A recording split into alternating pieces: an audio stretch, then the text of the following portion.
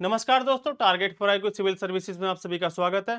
आज हम लोग बात करने वाले हैं चर्चित व्यक्ति 2024 और 25 के बारे में, जो कि आप लोगों का अपकमिंग जो आरओ का एग्जाम है, पीसीएस का एग्जाम है या फिर आपका जो है कोई भी अदर स्टेट का पीसीएस एग्जाम है, उनके लिए टॉपिक बहुत ज्यादा इंपॉर्टेंट है। तो चलिएगा शुरू करते हैं। पहला टॉपिक आज का हम लोग, पहला नाम है आप लोगों का क्या, काम्या कार्तिकेयन।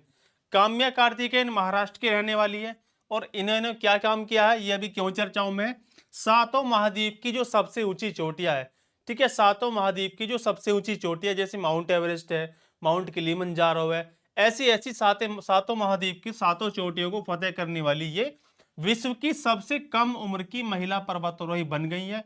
ये आप लोग याद रखोगे, नाम हो जाएगा क्या इनका, काम्या कार्तिकेयन। राज्य की बात करूं तो महाराष्ट्र हो जाएगा। सात महाद्वीपों की सबसे ऊंची चोटियां इन्होंने फतेह कर ली है और ऐसा करने वाली ये विश्व की सबसे कम उम्र की क्या बनी है, पर्वतारोही बनी है। ये आप लोग याद रखोगे। आगे बात करते हैं हम लोग शुभांशु शुक्ला की।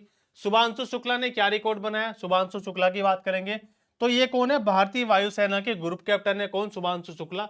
ये याद रखोगे आप लोग। 2025 में, अभी हाल ही में जो है 2025 में नासा का एक्सियोम मिशन, ठीक है, नासा का एक्सियोम मिशन 4 AX4 के तहत अंतरराष्ट्रीय स्पेस स्टेशन, ठीक है, इंटरनेशनल स्पेस स्टेशन की जो है यात्रा करने वाले पहले भारतीय अंतरिक्ष यात्री बन गई है। कौन, आपके शुभांशु शुक्ला।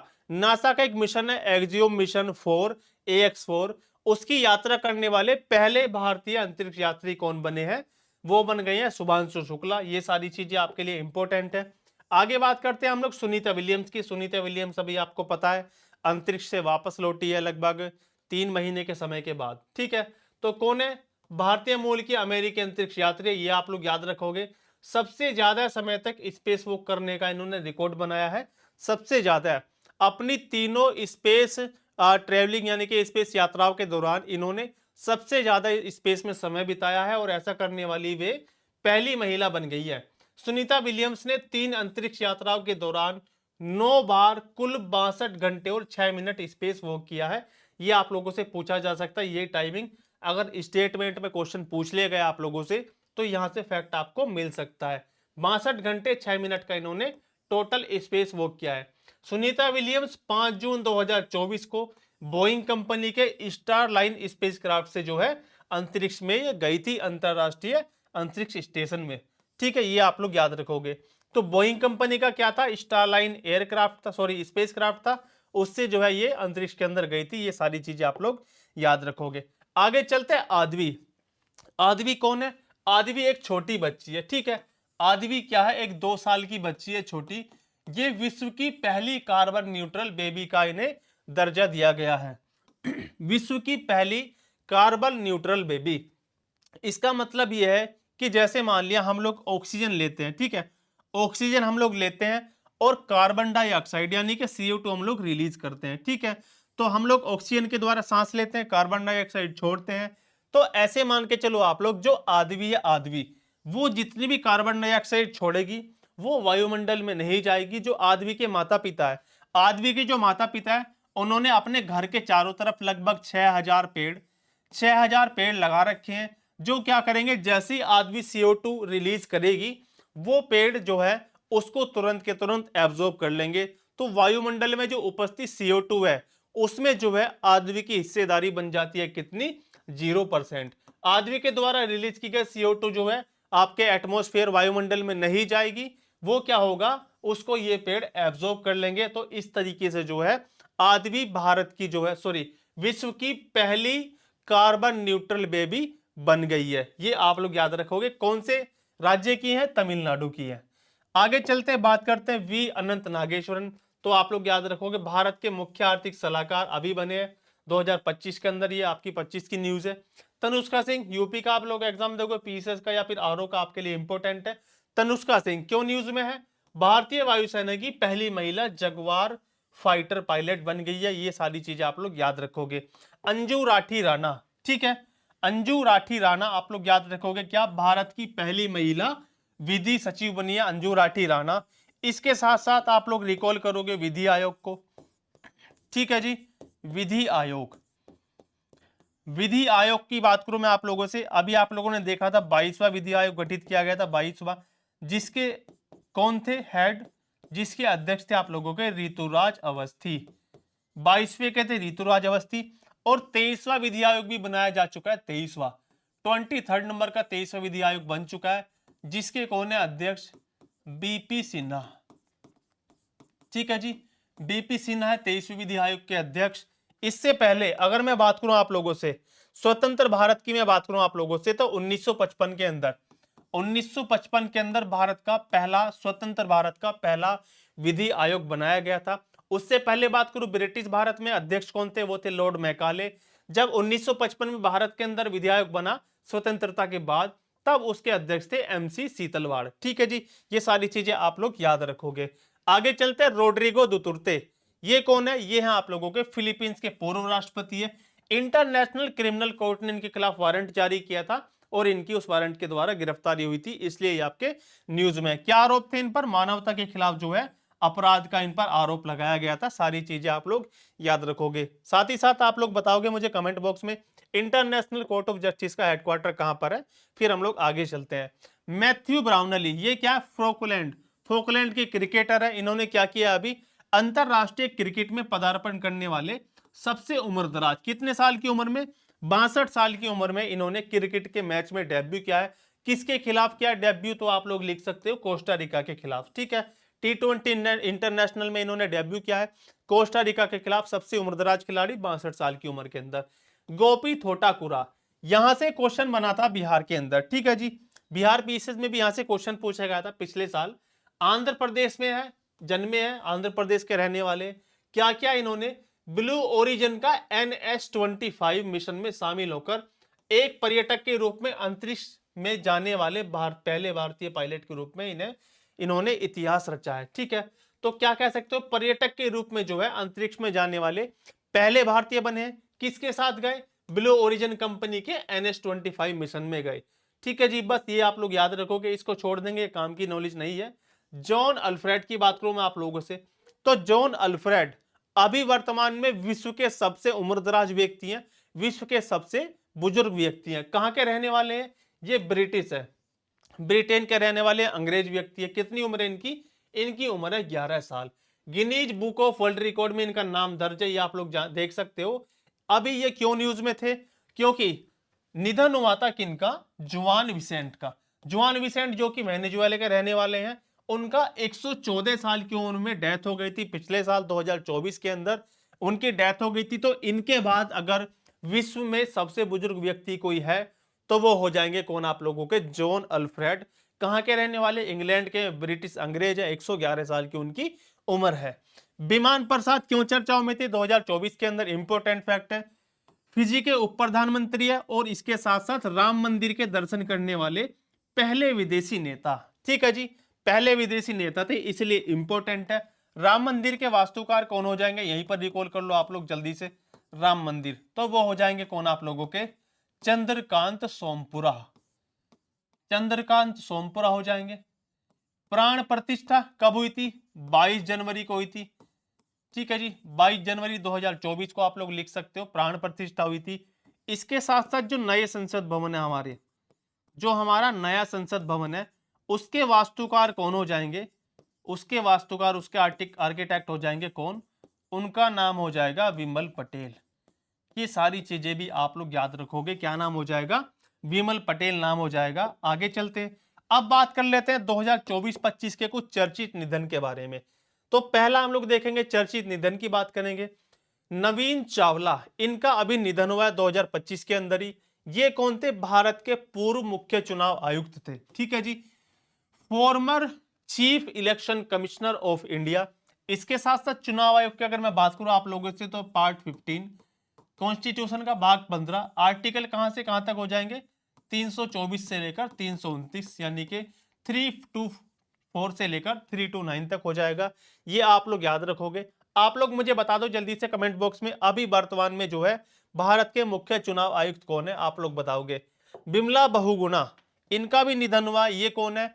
भारत के पर्यावरणविद है जिनका नाम है सुंदरलाल बहुगुणा। ये उनकी वाइफ है। तीनों आंदोलन, चिपको आंदोलन, भूदान आंदोलन और आप लोगों का नर्मदा बचाओ आंदोलन से ये जुड़ी थी। इनसे संबंधित है, तो आप लोग इनको भी याद कर लेना बिल्कुल डिटेल के अंदर, डिटेल से इनको भी पढ़ लेना। चिपको आंदोलन, भूदान आंदोलन और आप लोगों का नर्मदा बचाओ आंदोलन आपके पेपर में यहां से फैक्ट देखने के लिए मिल सकता है। रमाकांत रथ, इनका भी निधन हुआ। ये कौन है? ये ओडिया भाषा के कवि है। या तो डायरेक्ट आपको मिलेगा रमाकांत जो है, रमाकांत कौन सी भाषा के कवि है, कौन सी भाषा से संबंधित है, तो ओडिया हो जाएगा। या फिर आपसे पूछा जा सकता है कि रमाकांत रथ जिनका अभी हाल ही में निधन हुआ है, उनको जो है पद्म भूषण किस वर्ष दिया गया था? तो 2006 में इनको पद्म भूषण दिया गया था। ये आप लोग याद रखोगे। फातिमा बीबी, यूपी पीसीएस 2024 का पेपर हुआ था 22 दिसंबर 2024 को। उसमें यहां से फैक्चुअल डेटा पूछा गया था, सेम टू सेम ये सारे फैक्ट पूछे गए थे।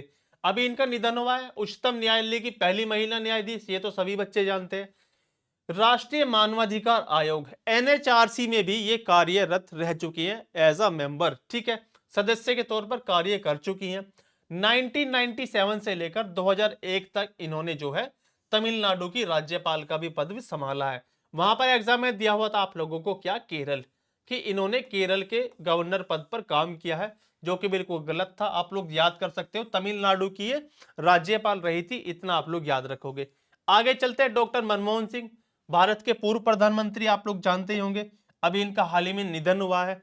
इनसे रिलेटेड फैक्ट क्या बनेगा? 92 साल की उम्र में इनका नई दिल्ली में निधन हुआ है। जन्म कब हुआ था? 1932 26 सितंबर को। जन्म स्थान पूछा जा सकता है, गाह पाकिस्तान, ठीक है, गाह पाकिस्तान, जो अब पाकिस्तान में आजादी से पहले जो है वो हमारे भारत में शामिल था। गाह क्षेत्र पड़ता है पंजाब के अंदर। तो आप लोगों से पूछा जा सकता है पद्म विभूषण कब दिया गया? इनको 1987 में पद्म विभूषण दिया गया था। सारी चीजें इंपॉर्टेंट है। आगे चलते हैं। डॉक्टर नित्या आनंद, डॉक्टर नित्या आनंद की बात करूं मैं आप लोगों से। डॉक्टर नित्या आनंद तो भारत में पहली मौखिक गर्भ निरोधक गोली, जिसका नाम क्या था? सहेली, ठीक है जी।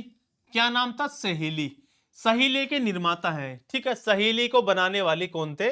डॉक्टर नित्या आनंद जो है सहेली को बनाने वाले थे। तो आनंद का जो है 99 वर्ष की उम्र में उत्तर प्रदेश के लखनऊ में निधन हो गया है।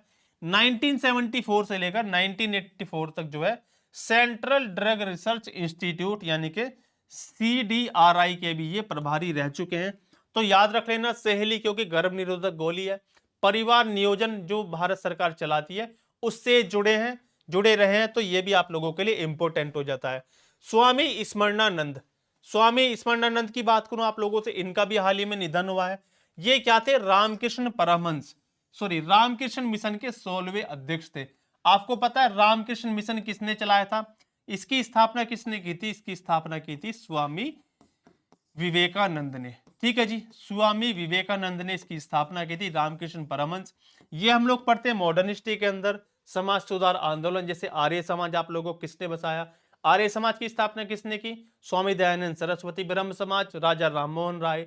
सत्य शोधक समाज ज्योतिबा फुले।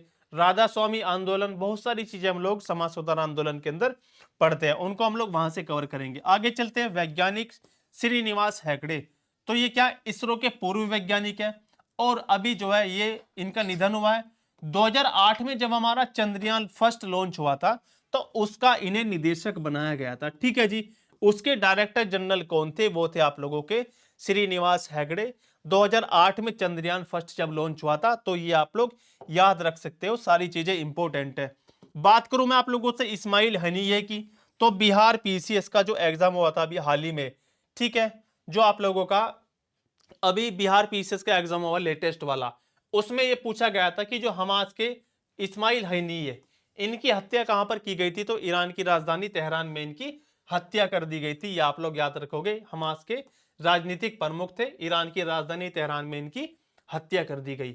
डॉक्टर वेणुगोपाल, ये राजमुंदरी के रहने वाले थे, आंध्र प्रदेश के। कौन थे डॉक्टर वेणुगोपाल? भारत के महान हृदय चिकित्सक, ठीक है, शल्य चिकित्सक का मतलब ये हार्ट सर्जरी से संबंधित थे। एम्स के पूर्व निदेशक भी रह चुके हैं, ठीक है जी। और क्या किया था? 3 अगस्त 1994 को जो है भारत का पहला हार्ट ट्रांसप्लांट इन्होंने किया था। कब? 1994 को। ये आप लोग याद रखोगे। 1998 के अंदर इनको क्या दिया गया? इनको पद्म भूषण भी दिया गया था। सारी चीजें इंपॉर्टेंट आप लोगों के लिए। आगे चलते हैं। 23 नंबर पर विजय शंकर की मैं बात करूं आप लोगों से। विजय शंकर पूर्व सीबीआई के निदेशक हैं, ये आप लोग याद रखोगे। सीबीआई के पूर्व निदेशक हैं। 3 दिसंबर 2024 को 76 वर्ष की उम्र में इनका निधन हो गया था। ठीक है जी, सीबीआई के पूर्व निदेशक हैं। बस ये सारी चीजें आप लोग याद रखोगे। आगे चलते हैं, क्वेश्चन अगला अगला फैक्ट देखते हैं। 24 नंबर पर चलते हैं जल्दी से। आगे क्या आता आप लोगों का, आगे आएगा इब्राहिम रईसी। देखो एक फैक्ट और है इनके बारे में, विजय शंकर के बारे में एक मोस्ट इंपोर्टेंट फैक्ट और है। अभी इनका निधन हुआ है हाल ही में 3 दिसंबर 2024 को। तो इन्होंने क्या किया है, अपनी इच्छा से जो है अपने पार्थिव शरीर को जो है अखिल भारतीय आयुर्विज्ञान संस्थान को दान दे दिया है। इनके शरीर को इनकी इच्छा के अनुसार अखिल भारतीय आयुर्विज्ञान संस्थान को दान दे दिया गया है, ताकि वो उस पर कुछ ना कुछ एक्सपेरिमेंट कर सके या फिर इनके जो शारीरिक अंग है दूसरों के काम आ सके।